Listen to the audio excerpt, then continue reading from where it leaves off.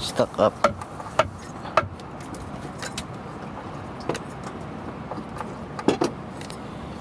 Kaya nag-stock up ang generator dahil sa makapal na carbon deposit, parang mukha lang yan ni Kupal.